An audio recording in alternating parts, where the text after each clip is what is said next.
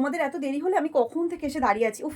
আর বলো না, আমার শাশুড়িটাকে নিয়ে যা জ্বালায় জ্বলছি না কি বলবো। কাল রাত্তিরে বাসন মাজিয়ে তবে আমাকে শুইয়েছে জানো, যেহেতু আজকে কাজের লোক আসবে না, কোনো কথা শুনলো না। মানে এত রাগ ধরে যায় না, এই মহিলাটা কবে যে মরবে। আমার বরের জন্য আমার এরকম হয় জানো না, এত মানে রাগ ধরে যায় না। প্রথমত রাত্রির করে বাড়ি ফিরবে, তারপর তো উনি খাবে তো খাবে, বাথরুমে যাবে তো যাবে, তারপরে এসে শোবে। মানে আমি মেয়েকে ঘুম পাড়াতে পারতে আমিও ঘুমিয়ে পড়ি। মানে মানুষের সাথে যে দুটো কথা বলবো, মানে আমি কি জ্বালায় যে জ্বলছি তোমরা জানো না। আর সকালবেলা উঠছে মেয়েকে নিয়ে এখানে যাচ্ছি ওখানে যাচ্ছি, পড়াতে যাচ্ছি, নিজে রান্না করতে হবে এ করতে হবে, এই সব নিয়ে মানে চলে যাচ্ছি। যদিও আমার শ্বশুর শাশুড়ির কোনো ঝামেলা নেই, মানে আমার নেই জাগে, কিন্তু আমার বরটাকে নিয়ে এইরকম আমাকে।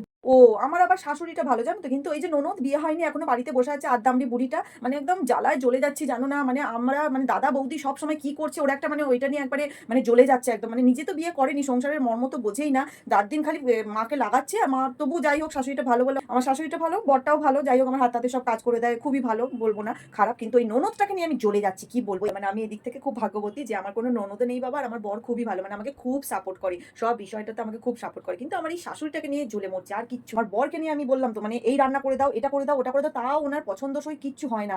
পরশুদিন চিকেন এনেছে, তো আমি চিকেনটা দিয়ে বললাম যে চিকেন দিয়ে একটু চিলি চিকেন করি, না পছন্দ হলো না, না অন্য টাইপের করো। এবার অন্য টাইপের কোত্থেকে করবো বলো তো। যাই হোক ঘরে যা ছিল সেই দিয়ে একটা হোয়াইট কালারের চিকেন বানিয়ে দিলাম, ওই পোস্ত টোস্ত দিয়ে। ও বাবা, মানে এরকম খিটির মিটির লেগেই আছে। মানে কি বলবো, মানে আমি জ্বলে আমার পর আবার আমাকে প্রত্যেকটা মানে জিনিসে আমাকে নিয়ে যায়, বলে যে চলো চলো, এরকম একটা ব্যাপার আছে। ওই রকম মানে আনরোমান্টিক নয়, আমার এদিক থেকে আমি খুব হ্যাপি।